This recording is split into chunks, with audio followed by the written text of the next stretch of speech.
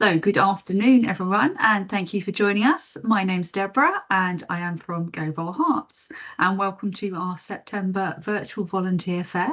Today we're going to be hearing from 5 charities who operate in Hertfordshire. They're going to tell us a little bit about what their organisation does, and they're going to tell us what volunteering roles they have available, and they're going to tell us what you could get out volunteering for them specifically, because every organisation is going to suit someone different and it's going to offer something different.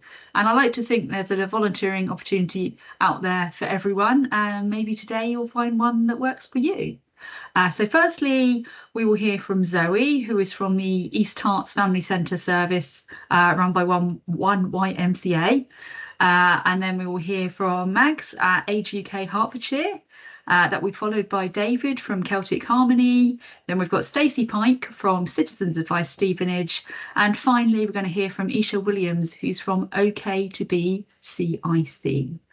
So 5 very different organisations to hear from. So hopefully you'll find it as interesting and informative as I always do. And hopefully you'll find a volunteering role that might suit you.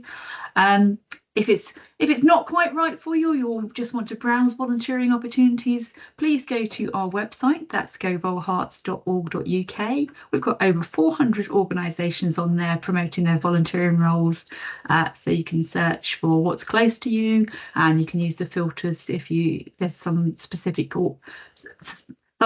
sort of role you'd like to do, if you'd like to do with horticulture, or you'd like to work with older people or younger people or animals or anything like that. So it's there to give these organisations a way to promote their volunteering roles and to help you, as people looking for volunteering roles, have a single point of contact to go and find something that works for you. So that's about GoVolHerts. And after that, I think if Zoe is ready to start, we'll hear all about the East Herts Family Centre service. Hi, Zoe. Hi, morning everybody, or afternoon should I say now. So I'm Zoe Sharp, I'm the volunteer coordinator for the East Quadrant of the Family Centre service, and our lead agency is 1YMCA. So I think I've been in post for best part of 6 years for the whole contract. So we've got a few changes coming up in the near future, which can only be a positive thing. So lots of development going on and lots of changes. So next slide, please. So the Family Centre service is made up by public health nursing, which is health visitors and school nurses, and the family support service. So we form the family support element of that. And the purpose of the service, which is contracted to Herts County Council as well, is to support children and families to have the best start in life and to help them develop well and contribute and thrive basically within the community and schooling. We have 3 main districts in the East Quadrant, so they are split into Broxbourne, East Herts and Welling and Hatfield. And across them districts, we have a significant amount of family centres, and in each district there's a main hub. So I'll go on to later, but in terms of volunteering opportunities, they're pretty spread out, and we can 9 times out of 10 find something that works for everybody because the geographics are quite spread out. We support families from pregnancy through to their children finishing primary school. And like I said, it's about just giving children and families that support to give everybody the best start in life and engage them in local opportunities as well. I won't go into too much detail about the other bits on this slide, but we have various different parts of the service. So we have a universal offer, which we have a huge amount of volunteering opportunities, which is very much our what most people know is your kind of mum and baby groups or your toddler groups. So we have a lot of opportunities for volunteers to get involved in that. And within that, we have varying roles as well, which I'll go on to in a little while.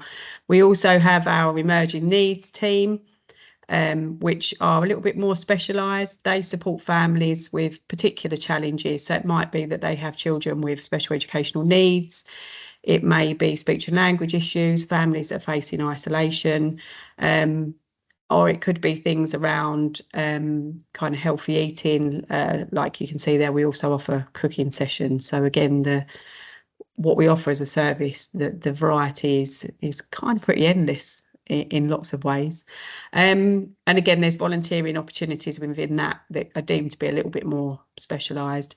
We also have our targeted team, which are again more specialised, looking at working more on a caseload basis. They work alongside organisations like social care and health and the police, and they are working along the lines of things around domestic abuse, children who need kind of additional kind of parenting because there's behavioural issues.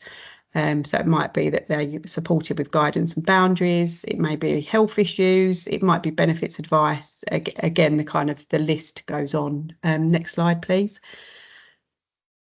So why volunteer with us? I do think I'll always champion what we do. That's my job. But I do think we offer such a variety of volunteering opportunities and unique volunteering opportunities. And I think that offers things for many people interested in volunteering, from just mums that are looking to gain some confidence to the older generations that want to give something back to the community. We get lots of people come to us who are looking as like a career path change. So they're looking to upskill and gain further training. We have kind of ex-teachers come to us, like health visitors. So, but just general volunteering in general is just a great way to get back involved in the community, to meet new people, like I said, gain new skills. And we do offer volunteering and training opportunities, and sometimes there are employment opportunities at the end. Which again, we've had people that have ended up with jobs with us in the past. We support you through what we call our volunteer pathway, in many different ways, from offering one-to-one support, training, kind of our staff development opportunities, team meetings. So again, as a volunteer, you're invited to be very much part of the team and part of the service. And you'll also receive a full induction as well. Next slide, please. These are just a few opportunities we have available. Like I said, they're emerging needs volunteers. We have a community walk and talk that runs in a particular area. Early start volunteers, they are the volunteers that help out, like I said, with the baby and toddler group style sessions. We have more perinatal focus sessions, so our self weigh, so mums or families or dads come to bring their children to be weighed on a regular basis. So that's working in conjunction with health. Breastfeeding support, home learning resource volunteers. Becoming dads is a big area of focus at the moment, and engaging dads in our service. Volunteer gardeners, we have some beautiful gardens attached to our centres, and some of them even have vegetable patches that need maintaining. And our community ambassador volunteer, which I think in relation to kind of current needs around volunteering, it's a very flexible role and allows people to kind of choose different hours, bring their own little ones along with them. It could be in our sessions, but it could also be out in the community. So that role in particular offers huge flexibility. Next slide, please.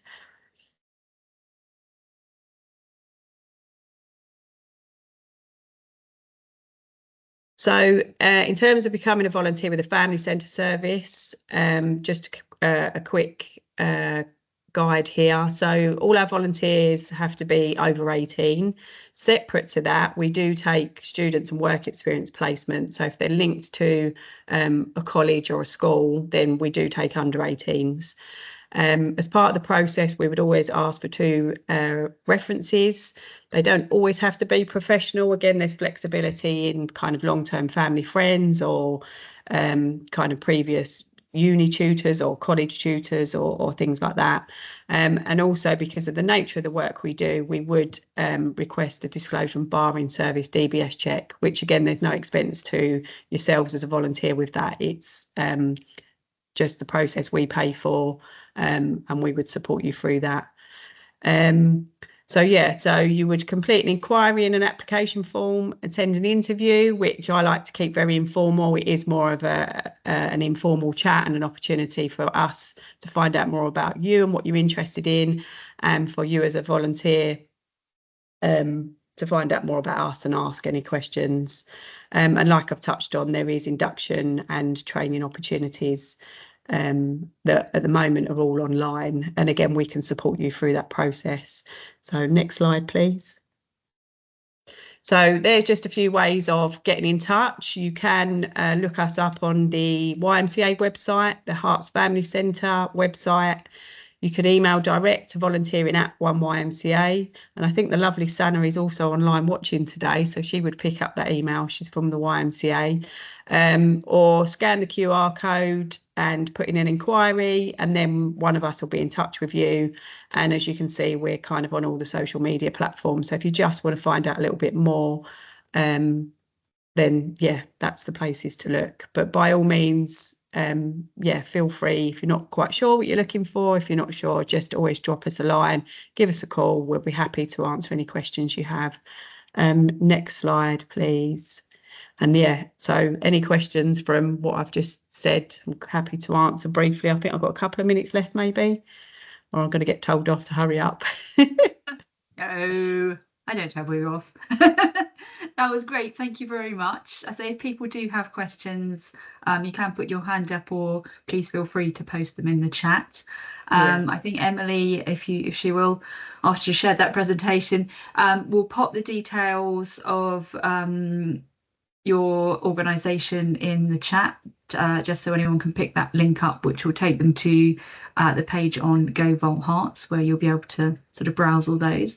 But really, you have a great variety of volunteering opportunities there. You operate across quite a good area of the county, and you've touched on some of the things. Like, people have very different reasons sometimes for volunteering, and some of the things they might get out of it, like you say, grandparents wanting to give back, mums who've got a bit more free time, helping build up the confidence, and then depending on the volunteering role, it's something that you might be having a career change, or actually find that you really enjoy something that turns out to be your career. So yeah, that's really great for any volunteering opportunity. Different people are going to get different things out of it, and sometimes it might not be what you expected.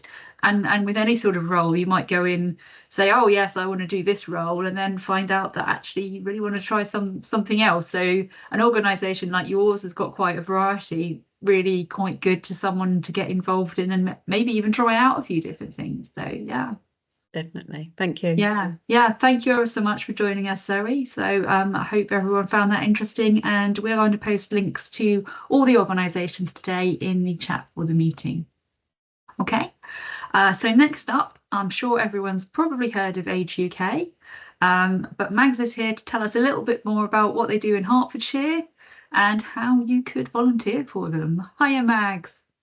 As Deborah's mentioned, I am the volunteer recruitment coordinator for Age UK Hertfordshire.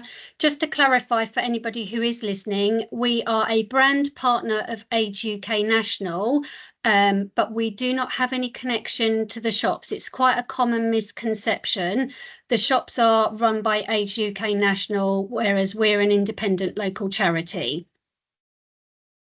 So just to give you a bit of brief background about us, as I've said already, we are an independent charity supporting anyone living in the county of Hertfordshire that's over the age of 50. Last year, we supported over 24,000 older people, which is a mammoth task, thanks to our volunteers. We want to alleviate, our aim is to alleviate loneliness and isolation, tackle poverty and inequalities, and build resilience within communities across Hertfordshire. And we're funded through grants, council contracts, donations that people make directly to us, and we have other paid for services like our help in the home and handyman and gardening. And overall, our mission is to improve the lives of older people across Hertfordshire. So just to tell you a little bit about some of the services we have, I won't go into too much detail about these as they're all available to view on our website. But But where we provide volunteers primarily are through our befriending scheme, our telephone club, lunch clubs. We have 10 to 3 clubs across Broxbourne and North Herts. The equivalent for the decorum area is what we call our Young at Heart clubs, but they also have drop-in tea and chat clubs, which are shorter clubs in the mornings or in the afternoons. We have the Clitheroe Health and Wellbeing Centre, which is based in Watford. So this is the only centre that we actually own. Where we hold our clubs are usually run elsewhere through other community links. We have an information and advice team who support clients explore rights, entitlements and access to other benefits, and a lot of other services as well. And then we have the 2 paid for services, handyman and gardening, help in the home. Our In Touch service is also our team that provides support for anyone who's been through a difficult time. It's not a counselling service, it's just a sort of support mechanism initially, and it might be just something that they can support you with if you are waiting for counselling. And then we have dementia groups. As I say, if I'm just going to share, if I can, or I'll if you just go to our website, you can see all the services that we provide. So I thought I'd just be a little bit sort of a wordsmith. So what does the word volunteer mean? And it obviously is to work for an organisation without being paid. I'm sure, as everybody knows who works in the volunteer sector, often people think volunteers are paid for what they do. So it is a common misconception again, or a person who freely offers to take part in an enterprise or undertake a task. So with Age UK Hertfordshire, anyone over the age of 18 can volunteer. And this might be someone who's looking to gain work experience following unemployment.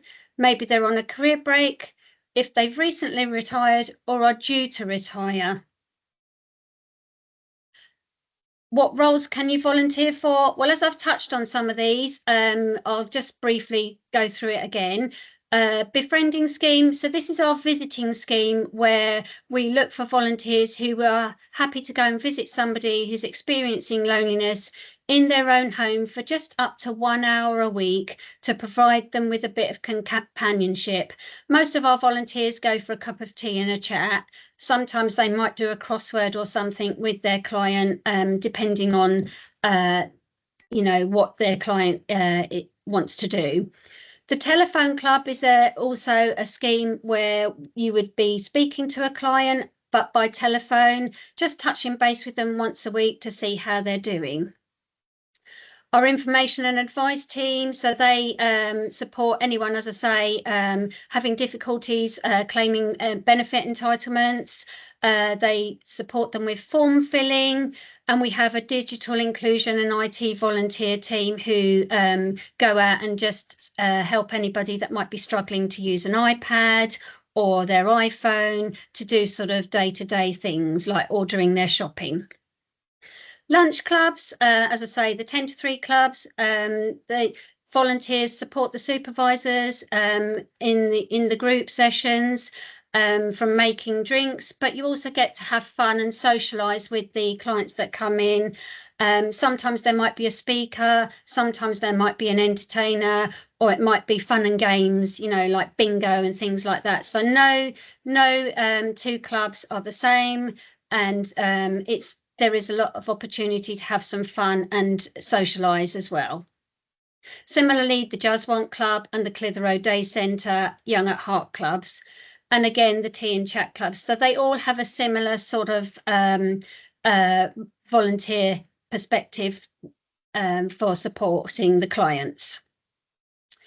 So with our process, there are different ways you can apply. You can go onto our website, and there's a volunteering page, and you can click on there to send through your inquiry, which will come to myself. You can email me directly at the email on the screen, volunteering@ageukherts.org.uk, Or if you want to speak to me in person, my number's on there as well. I'm more than happy to speak to you and to help you. My remit is that I will obviously take some brief details from you. So we've kind of not got an application form. That's where I step in. I complete as much of the application form for you.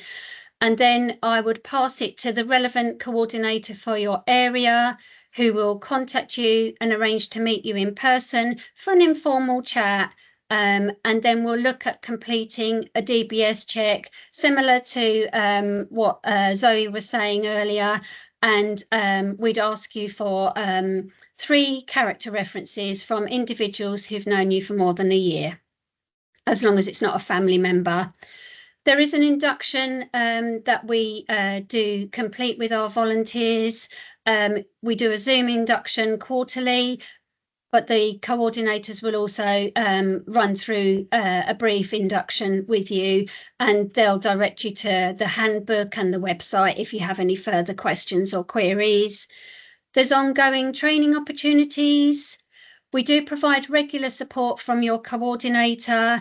And particularly recently, we've been providing a lot of extra support to volunteers who've lost their clients, because you've developed that friendship with them and you do kind of become a member of their sort of family. We send out quarterly newsletters, and there is an annual survey that we send to all our volunteers because we want to hear your opinions about volunteering. Just sort of on the becoming a volunteer, what I would say to anyone who is considering it is that it's a two-way thing. You get an awful lot out of it. You make friends, and we are very flexible, particularly around the befriending scheme. We're only looking for an hour a week, so you can fit it around other maybe things and commitments that you might have as well. But I'm always happy to speak to anybody about any of our roles and go into more detail. I just thought I'd share some useful contacts for anybody who is in different areas of Hertfordshire. Of course, the lovely GoVolHerts is at the top there. They are a fantastic source because they cover the whole of Hertfordshire and have many volunteering opportunities. So if I can't help somebody, I'm directing them to the GoVolHerts website usually to see if they can find another opportunity. In the East Herts area, you have Community Alliance, Broxbourne and East Herts. In St Albans and Hertsmere area, you have Communities First. They're a great, again, these are all great sources of information for potential volunteers. Watford and Three Rivers Trust and Community Action Decorum.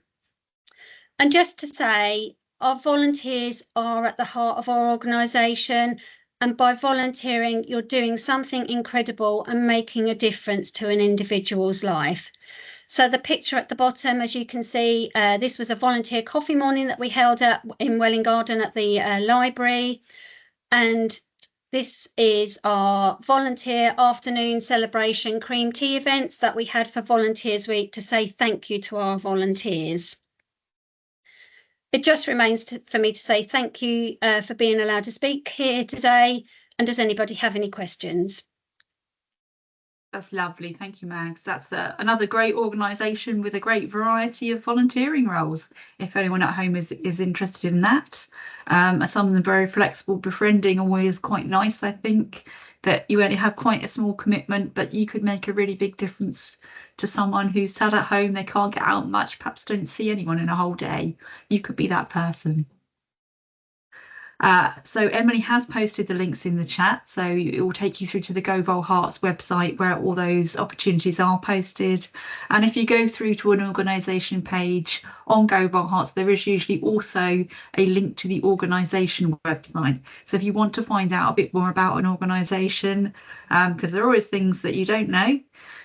We didn't know that the Age UK shops are not related to the local organisation, so that's something I've learned today anyway.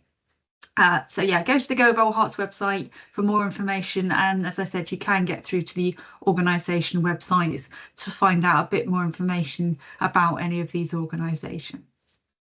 Thank you for that again. Our next organisation today is Celtic Harmony, and we're going to hear from David. Hi, David. How are you doing? I'm very well, thank you. Good. It's nice to see a lot of familiar faces and names here today, which is lovely. I apologise, I'm in a very creaky building, so if you can hear what sounds like metal bending, it's just the tin roof, but we're Right. fine. We're not in a hurricane. It's just as it heats up, I think it changes and it makes noise. Yeah. I'm going to attempt to share a PowerPoint with the group now. Yeah, so you should have rights to share it. So thank you. So just bear me a second, and I'll just try and get that working. yeah, can I can see that now. You can see that? Wonderful. Yeah, that's Okay. great. So it's on the wrong page, obviously, but there we go. So what I will try and do now is just sort of take you through the opportunities that we have here. And happy to answer any questions in the chat or via email at the end, or however anybody would like to get in touch. So we're Celtic Harmony. We are based just near Hertford, just outside a little village called Brickenden. We're technically East Herts, but we're really kind of in the middle. And essentially we offer education experiences to young people who come to us every day during school term time, and then we also do specific events during the holidays and occasionally at weekends as well. We have it says 13 acres of beautiful woodland. It should actually say 14 acres there. I don't know why it says 13, so that's incorrect. We've been running for about 25 years, and our goal is essentially to teach about our ancient heritage in a practical way. And to do this, we are a charity. We are a small charity, and so we rely quite heavily on volunteers to support us in this kind of aspect. And essentially, we have a few different projects that we've run with various different volunteering groups, but we have two main streams for our volunteers. So broadly, our objective is to provide experiential, so we want them doing rather than just listening, learning opportunities for the ancient cultural heritage of Britain. And what we're trying to do is promote personal and societal well-being, a more sustainable way of life. And then I'd add on to that increasingly alternatives away from sort of entertainment based on screens and things like that. That tends to be what we hear a lot from parents. And our kind of little mantra that we hear, and this is kind of just about the practical sense of education: I hear and I forget, I see and I remember, I do and I understand. It's this idea that if we get them working with their hands, and they use every sense, and they learn much more than they would get just sort of sitting in a classroom. Most of our school groups are year 2, 3 and 4, because year 3 and 4 is when the Stone and Iron Age is now on the national curriculum. So most of our activities are designed for quite young students, although we do occasionally get slightly older and secondary groups joining us as well. What we have been doing for most of 2024 is Lavina's Legacy, which is a project named in memory of one of our most long-standing volunteers, Joyce, who adopted the Celtic name Lavina when she was on site working with us, but sadly passed away about 1.5 years ago. So we are trying to reinvigorate the community, and we also lost a lot of sort of our volunteer community during the COVID years. So we're just trying to react to that, respond to that, and build ourselves back up now that things are a little bit more back to normal. We do lots of options. We do work experience, we do volunteering. We also have opportunities for students who, maybe secondary students who might want to do Duke of Edinburgh. We can provide with the volunteering hours or the skills hours with that as well. But like I say, these are the broader goals and benefits of what we do. What I want to talk about really is just two of the opportunities, which are the education traineeship and the conservation volunteer, because these are our most sort of popular avenues. So if you're interested in education, you're interested in using learning those kind of ancient practical skills, then the education traineeship would probably be what we'd recommend. It's a voluntary role. It's done on 1 or 2 days per week based on what the candidate is available to do, and usually it's over a 3 to 6 month period. Our project runs up until the end of 2024, but essentially, as long as we enrol people before the end of 2024, they can carry on with that curriculum and through into 2025. We are pretty full actually at the moment with trainees. We've finally hit where we wanted to be, which we wanted to get to earlier in the year, which is actually having slightly too many. But we would be looking potentially to onboard new trainees around the end of the October half term. So around the Halloween week would be when we probably get our final set in for the year. So hopefully we can get a little bit more interest before then. And these trainees basically learn how to run all the workshops we do with the students. So fire lighting, friction fire lighting, flint knapping, weaving, rush making, archery. There's quite a lot of stuff that we do, and again, like, there is no charge to you. We don't pay you because it's a voluntary role, but we do cover your travel expenses and things like that as well. If you are interested in this, you're welcome to take a scan of that QR code, and then that'll take you directly to the application form. And here's just a few images. You can see some of the activities. So we've got this is Caraid, who's also the school's manager. He's doing a firelighting workshop here. We have Gwen, who's doing a material dyeing workshop where we make natural dyes from natural resources, and then the kids make bracelets, and then we dye those into red or blue colors depending on what they wanted to. So if any of that looks interesting to you, if you have skills that you potentially could bring with us, we'd be very, very happy to hear about those too, because we're always looking to kind of develop new ideas and new activities for our workshops as well. I'm going to attempt now, if it works, to share a little video with you of one of our, so Luke's been with us for about have you guys got a video clip coming up on your screen, or can you just see the PowerPoint? I'll just see, I might have to change what I'm sharing with you. Bear with me a second. I can just see the PowerPoint still, David. You can just see the sometimes you have to PowerPoint. unshare your screen and start sharing if you're sharing it from a different Lovely. page. Give me 1 second, and I'll No just worries. share the other one with you guys so that you can see it. That's not it. That's my email. No, that says join your Teams meeting. 1 second. Always got too many things open, haven't we? Always. 1 second. I'll just get this up now.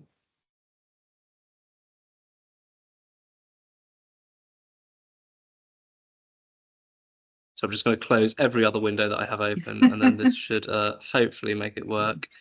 Okay, so it's not a Google Chrome link, that's why.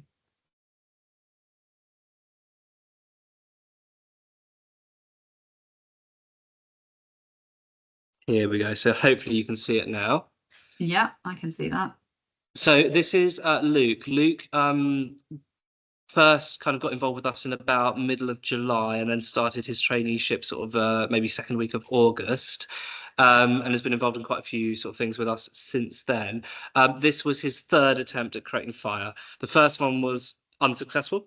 After quite a long period of activity. The second one was more successful. We managed to get the third one on video. So I'm just going to share this with you. Hopefully it works.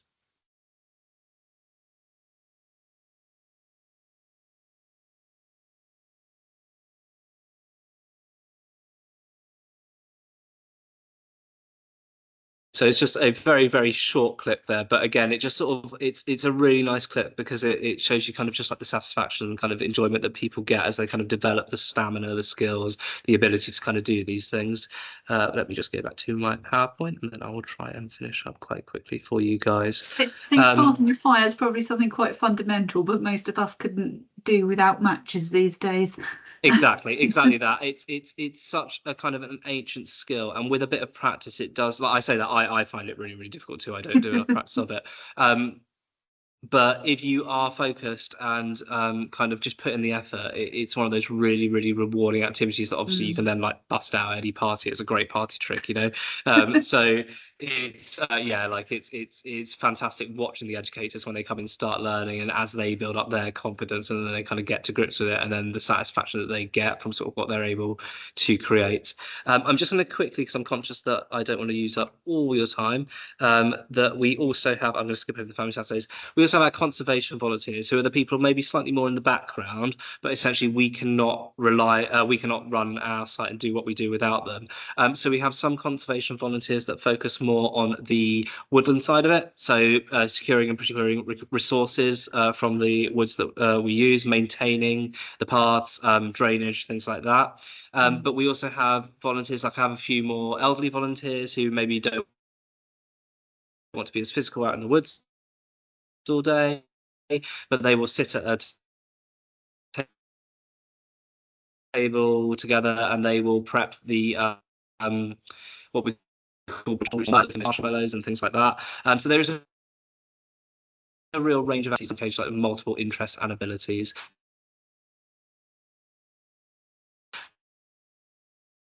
We're just you're just breaking up there a little Sorry? bit, David. You've just been breaking up.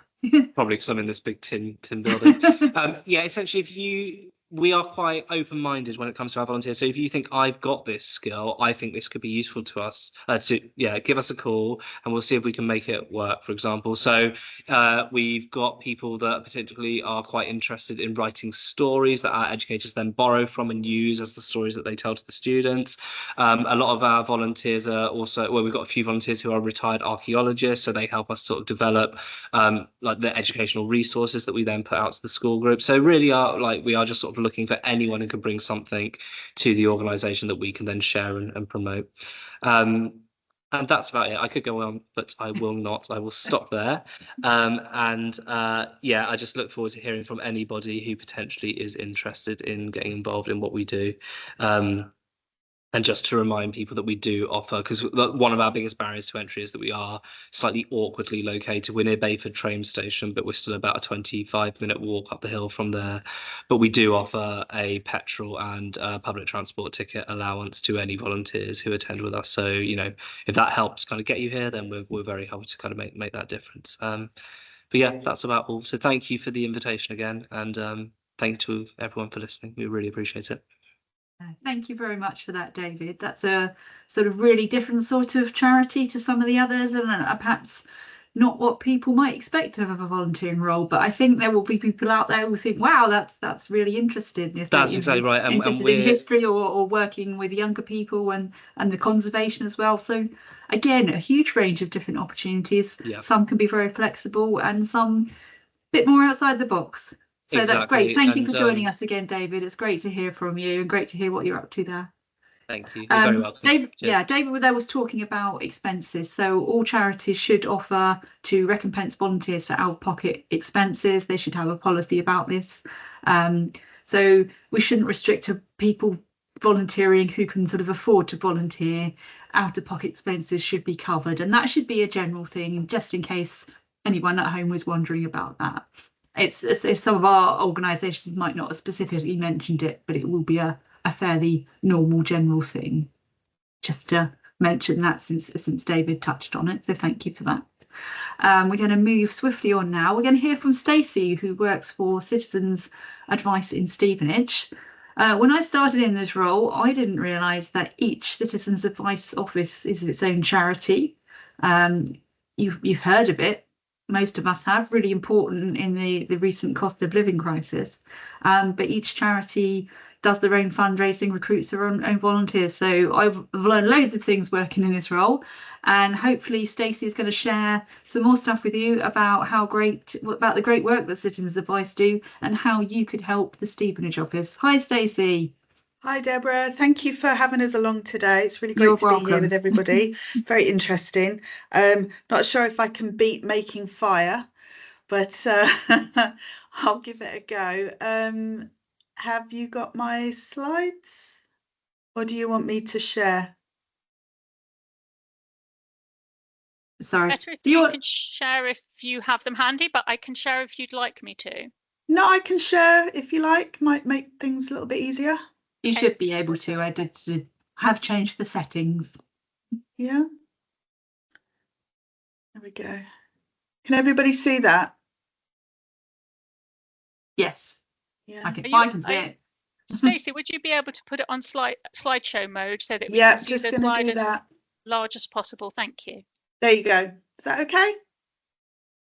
Fabulous. Brilliant. Okay. So, yeah, as Deborah was just saying, one of the things that isn't widely known about Citizens Advice, I think a lot of people think we're a government organisation or a government paid for service, but we're not. We are all members of the National Association of Citizens Advice Bureaus, but every single office around the country is its own individual charity, which means, as Deborah rightly said, we are responsible for bringing in all of our own funding in order to provide the service and to recruit all of our own volunteers. And that's why you'll see differences from office to office, whether it's the size of the space that we occupy, whether it's the number of volunteers and staff that we have, or even indeed the services that we can offer. So we're actually the largest Citizens Advice in Hertfordshire, and we're very lucky at the moment. We have in the region of 60 plus volunteers that provide or help to provide all of our frontline services.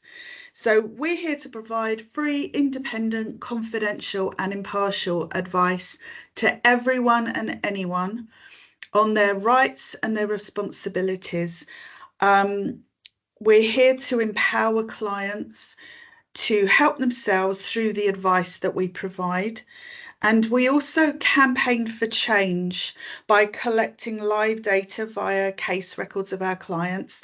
And we're here to sort of influence decision makers, shine a spotlight where we see unfair practices and policies, etc.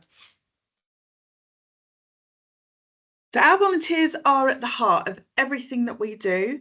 It is challenging, interesting, rewarding, volunteering with citizens' advice, and the demand on our service is always growing year on year. And with the cost of living crisis, energy bills at the moment, lack of affordable housing, etc., it's putting more and more strain on people in our communities, and our volunteers are needed more than ever to provide the help, the guidance, the information, advice and support that our communities need.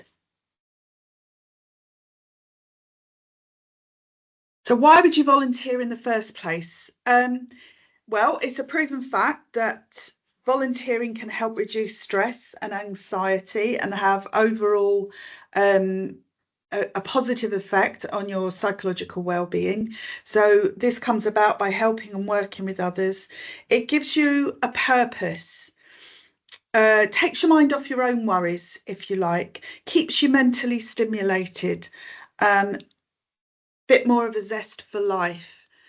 You can really help people in a very tangible way by volunteering with Citizens Advice, whether it's helping them to access food support, whether it's helping them to have debts written off that they can't afford to pay, help prevent evictions, help people in family crisis, maybe access their children or escape a violent partner.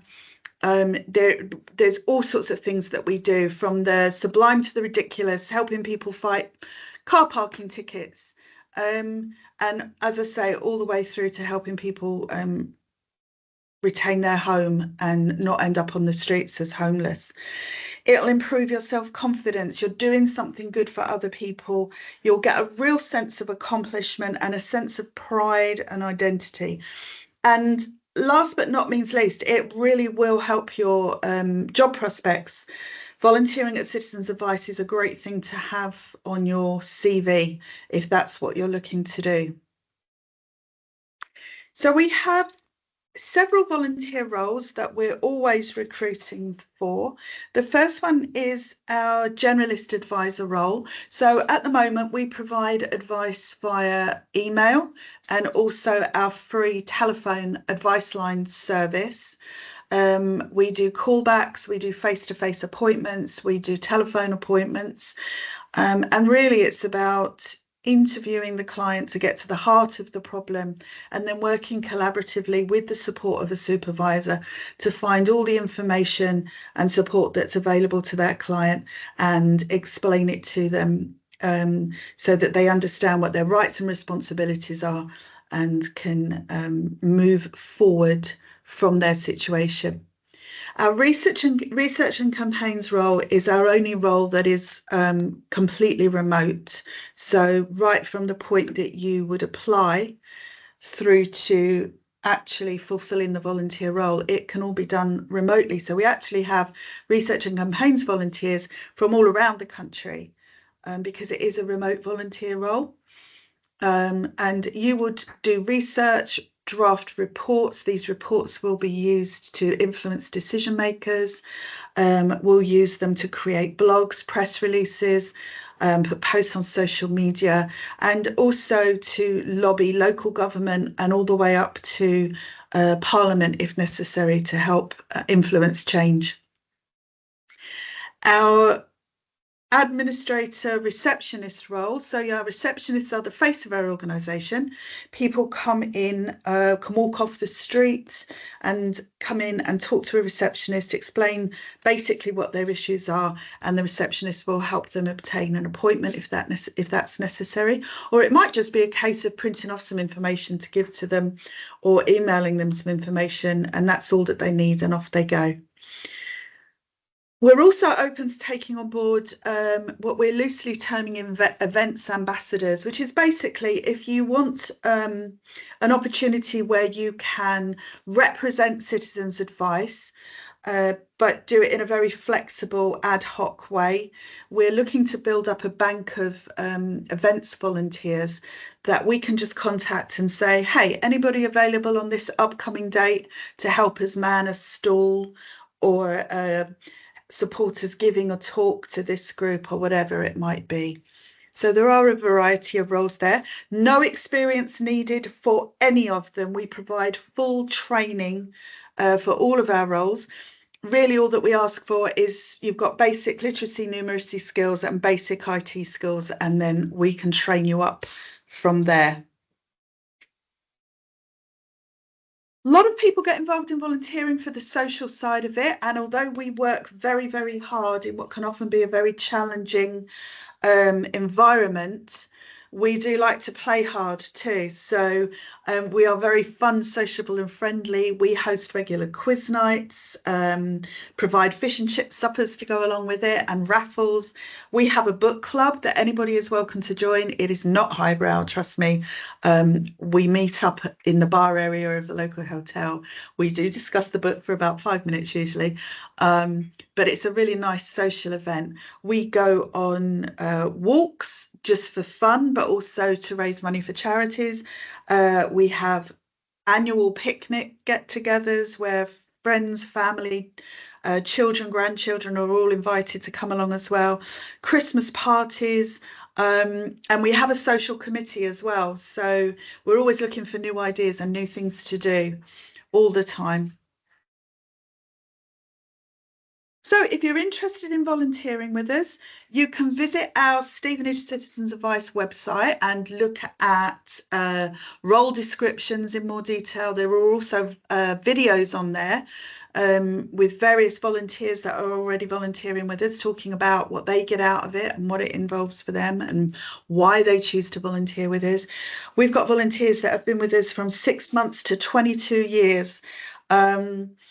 There are employment opportunities that can come up. So we do have volunteers that start with us volunteering and then end up working for us. So you can go to our Stevenage Citizens Advice website. There's an application form there that you can fill in. GoVolHerts, we've got our roles on there as well, advertised. And there's an application form you can fill in there as well. There's also the National Citizens Advice website, where you can just put in a quick expression of interest and they will get sent through to me here in Stevenage. I'll get your applications. I will then contact you and invite you to come in for an informal interview just to have a chat.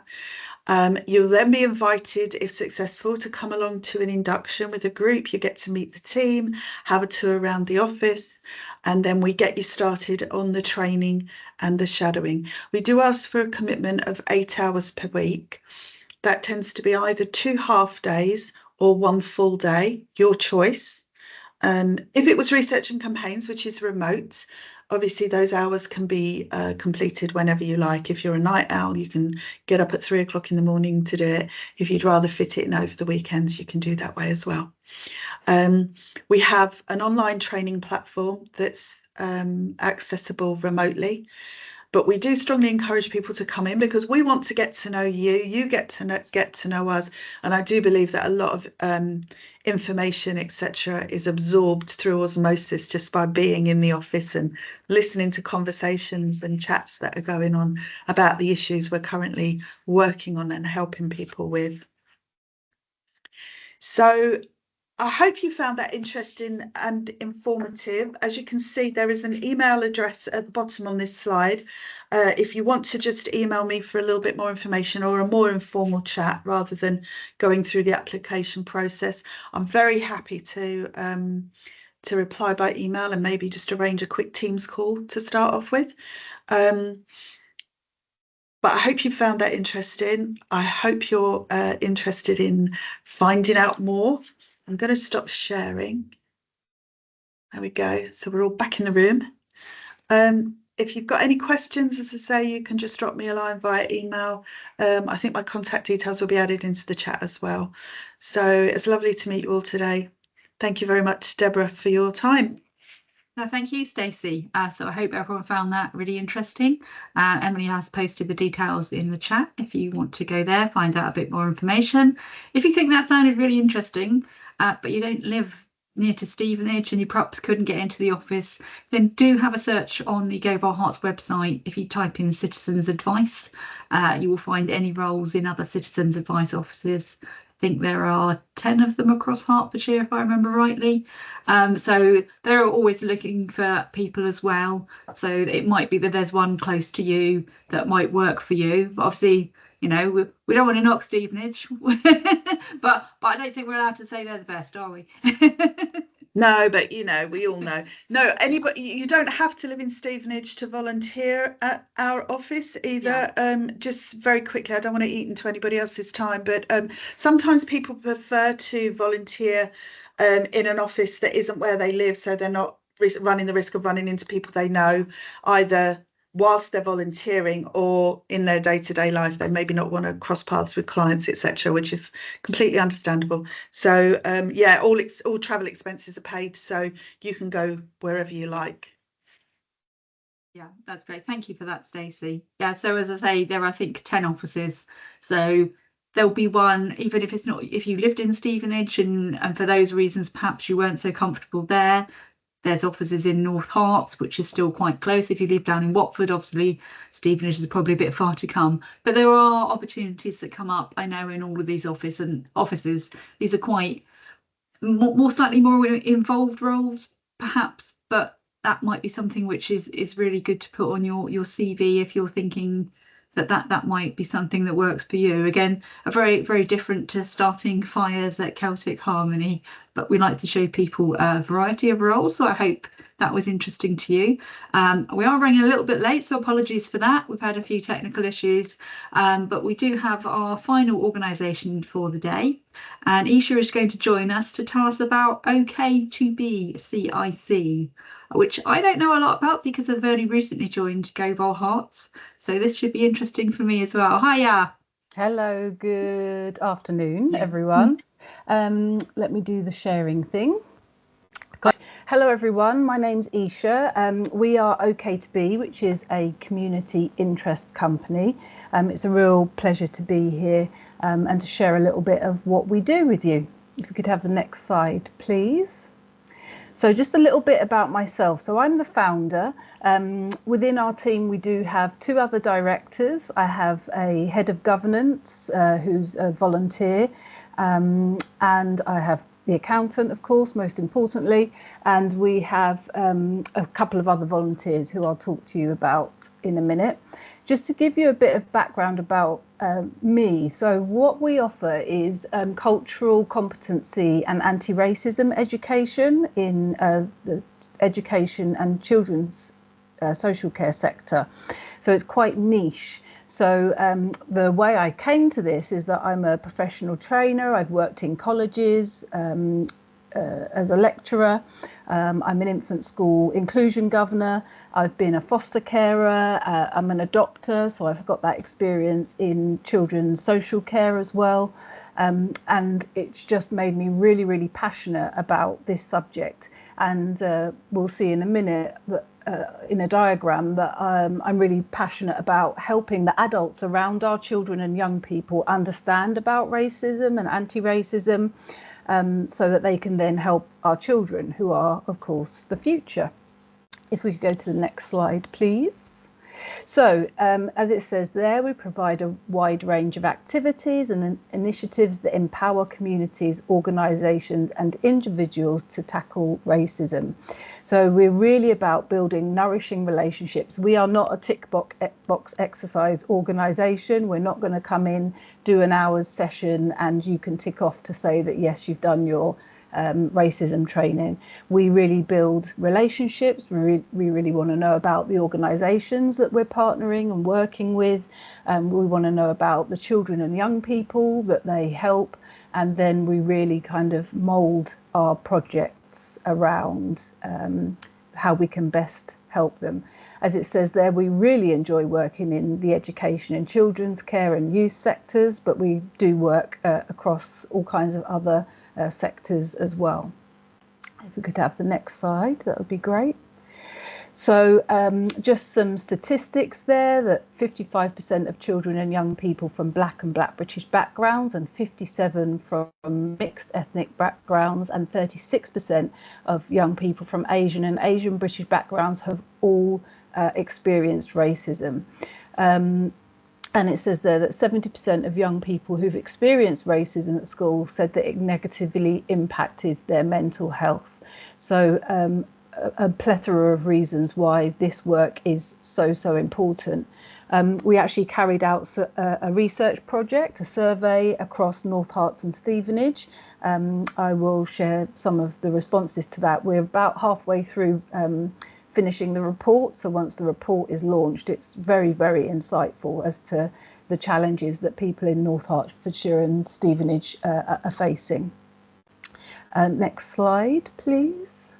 So this is what we work on, this ecosystem. So at the centre there, you've got our child or young people. We work a lot with parents, carers, foster carers and adopters in particular, but not solely, helping them understand how they can best support their children and young people.